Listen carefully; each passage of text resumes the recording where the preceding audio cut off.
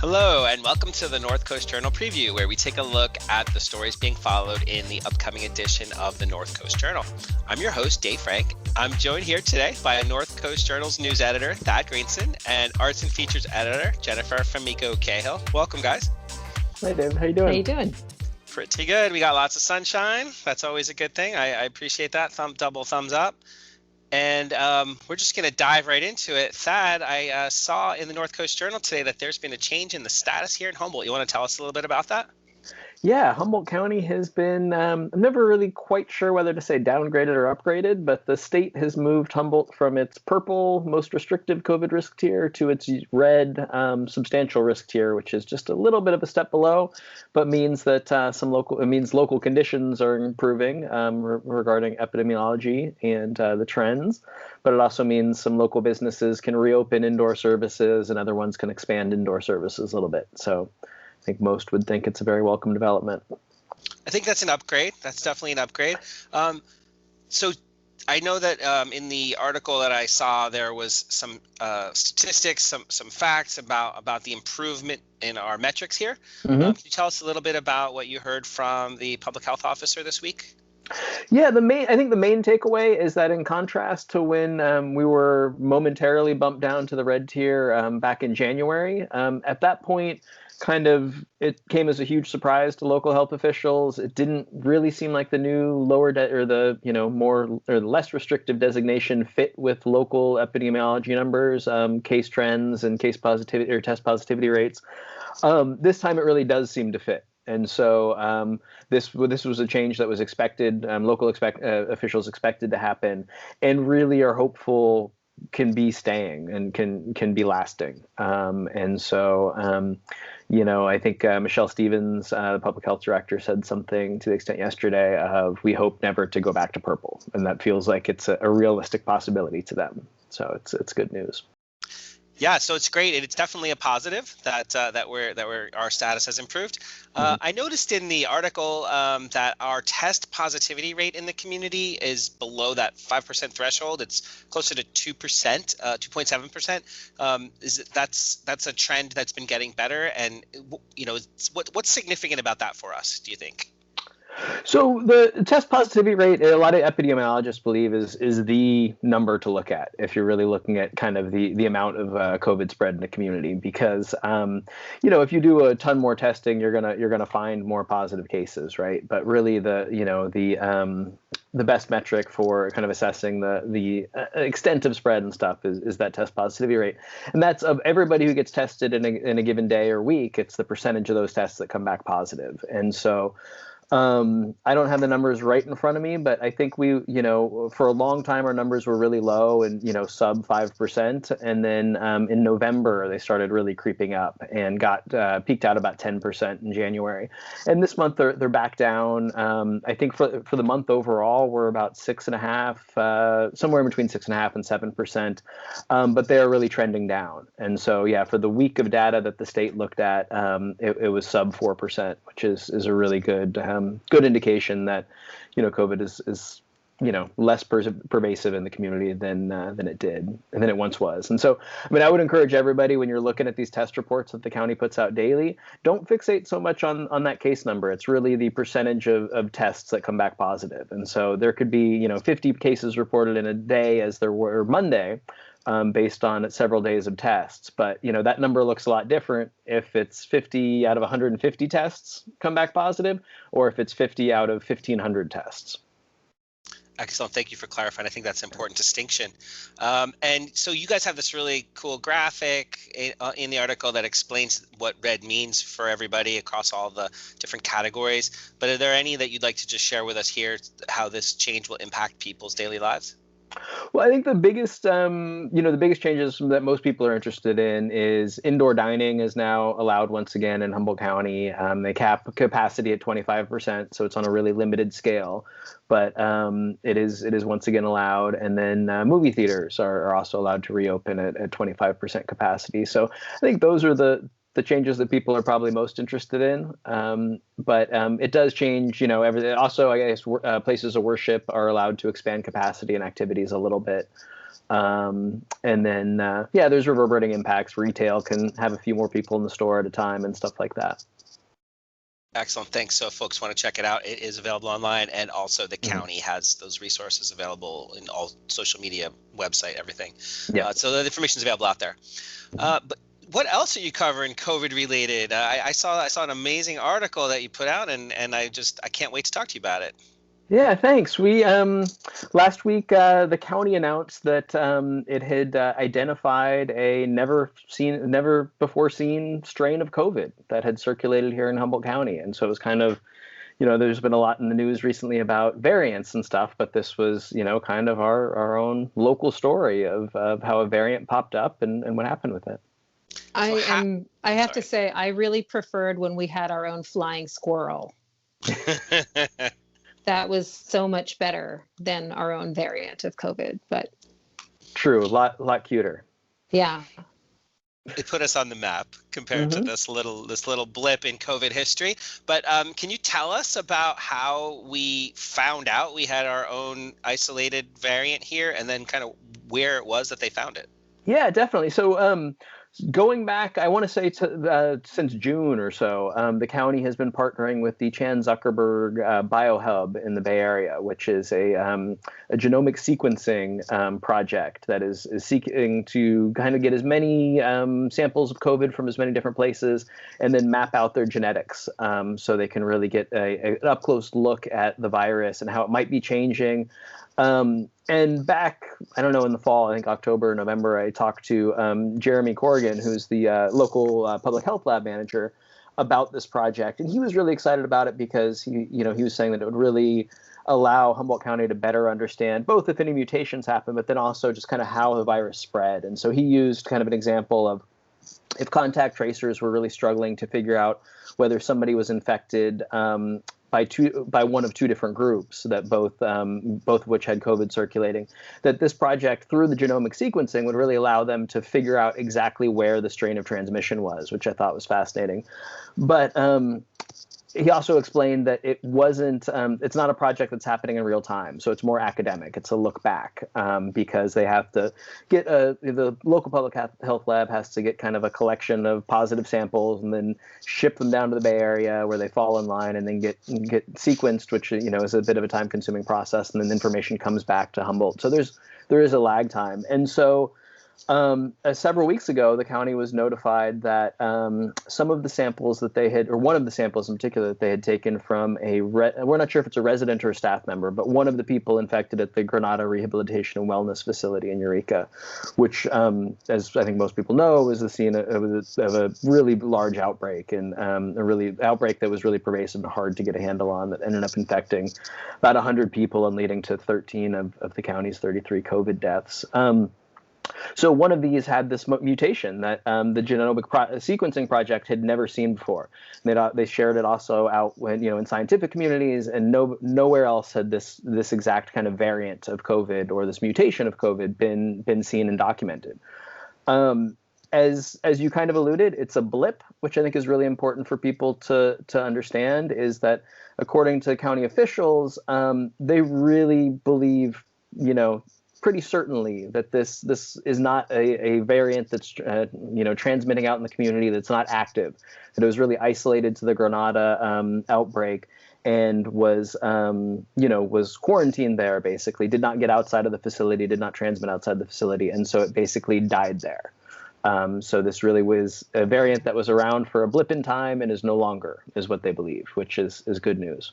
So when you look at mainstream news sources out there, New York Times, Guardian, LA Times, some of the bigger news sources, they talk about the UK variant and they talk about the South Africa variant and even sometimes the Brazil variant, and how they have varying degrees of how virulent they are in terms of spreading and also in impact.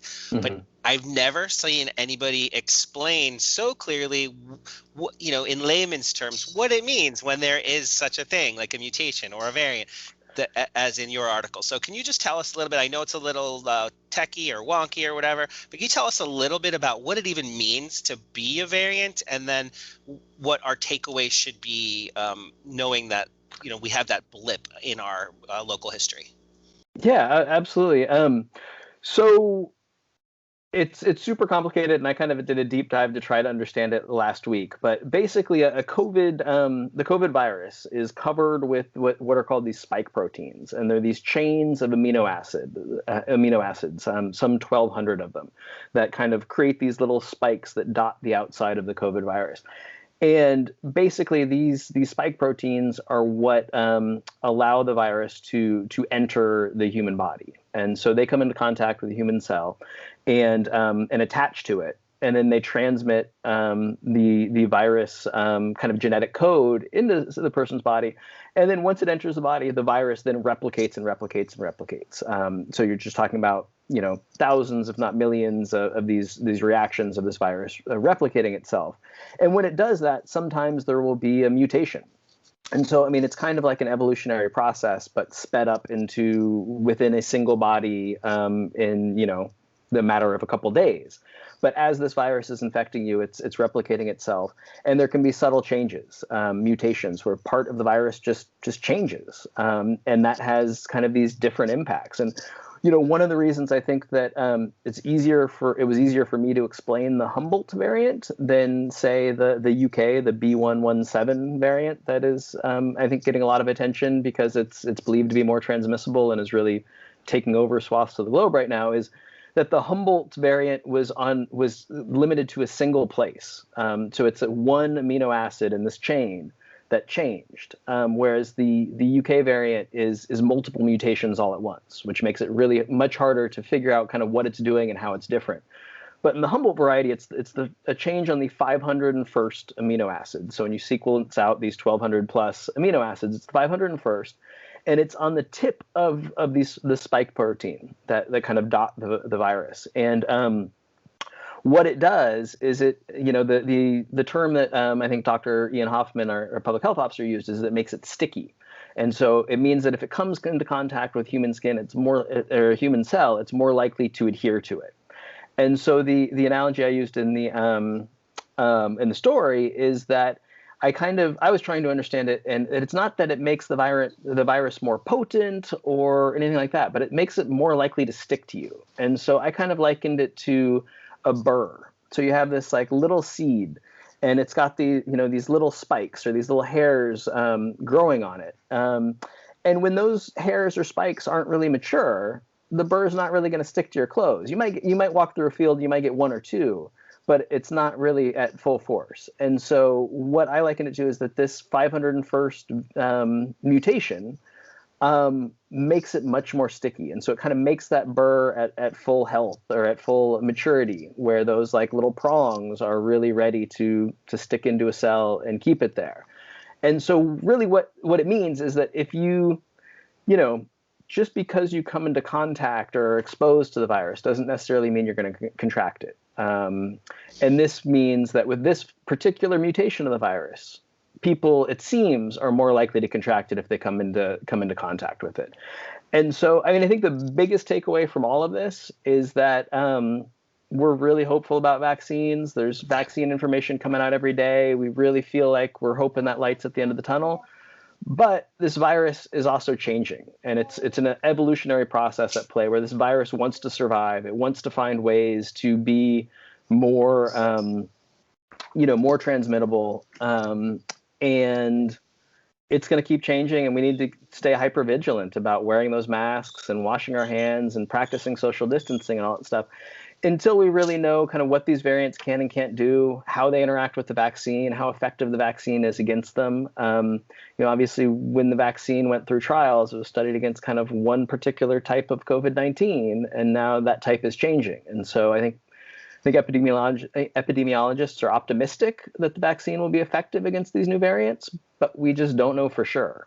And so it's it's kind of disappointing advice, but I think it's the best thing we can do is stay the course and wear those masks, wash those hands, and stay away from people who don't live in our household.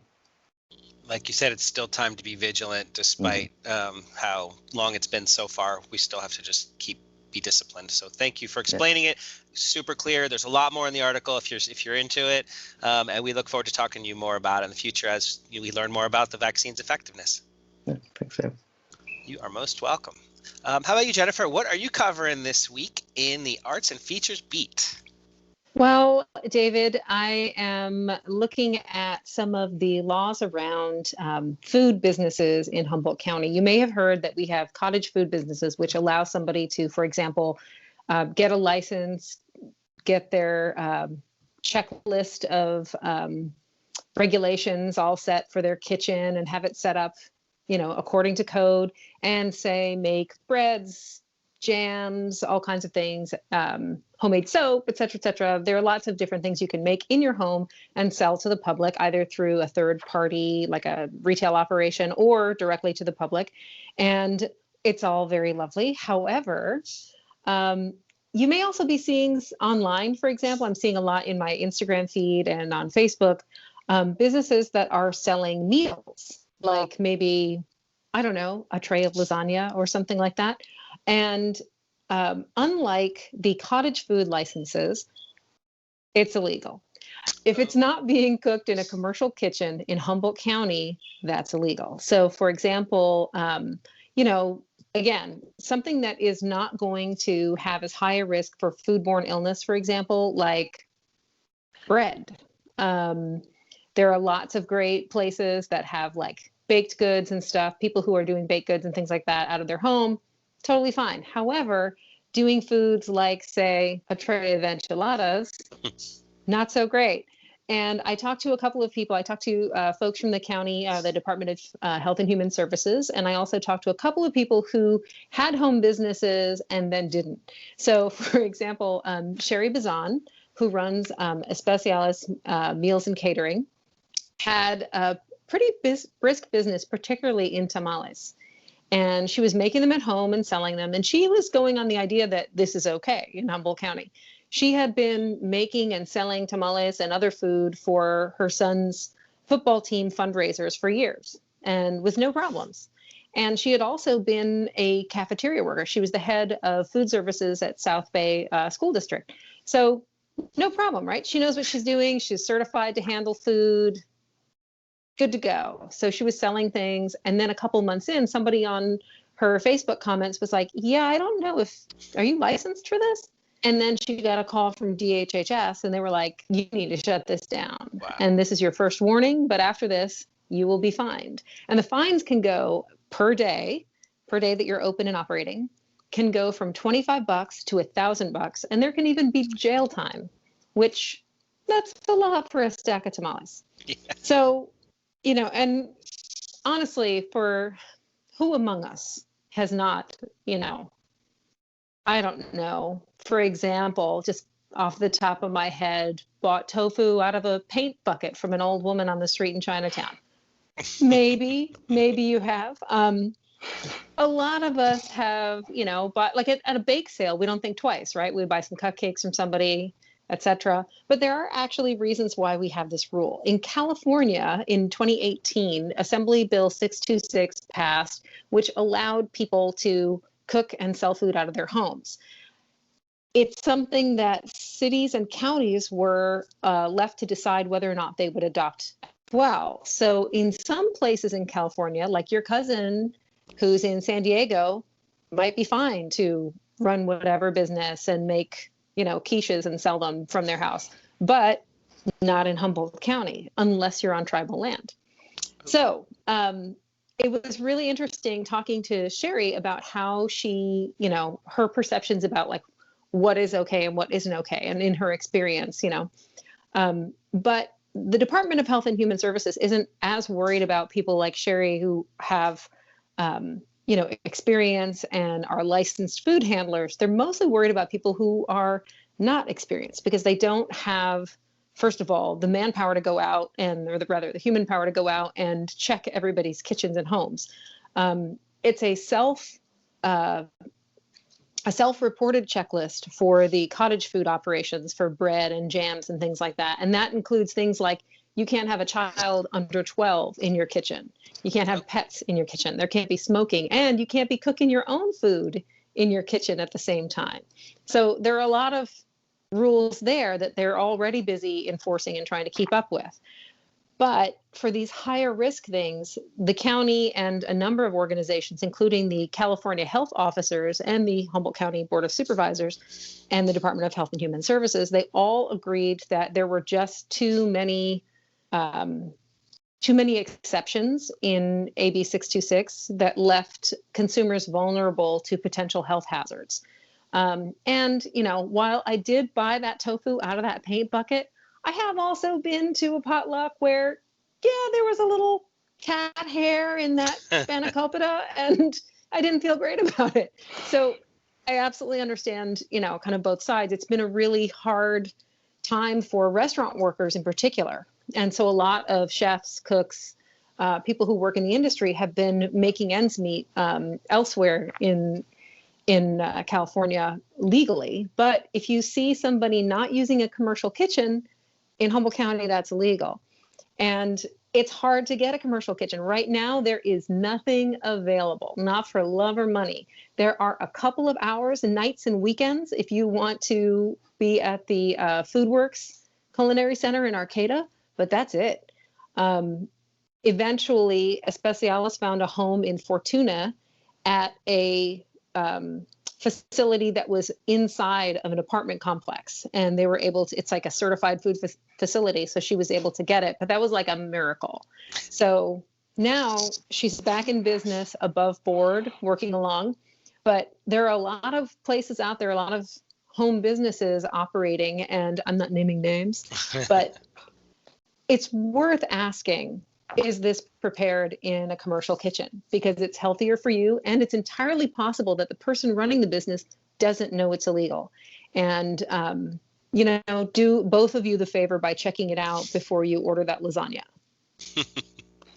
This is really fascinating, especially because I'm guilty, maybe in theory, hypothetically, of that tofu in a bucket, just not in Chinatown, but a little closer to home. Yeah, I mean, there is the illicit pleasure of the parking lot tamale, right? Yeah.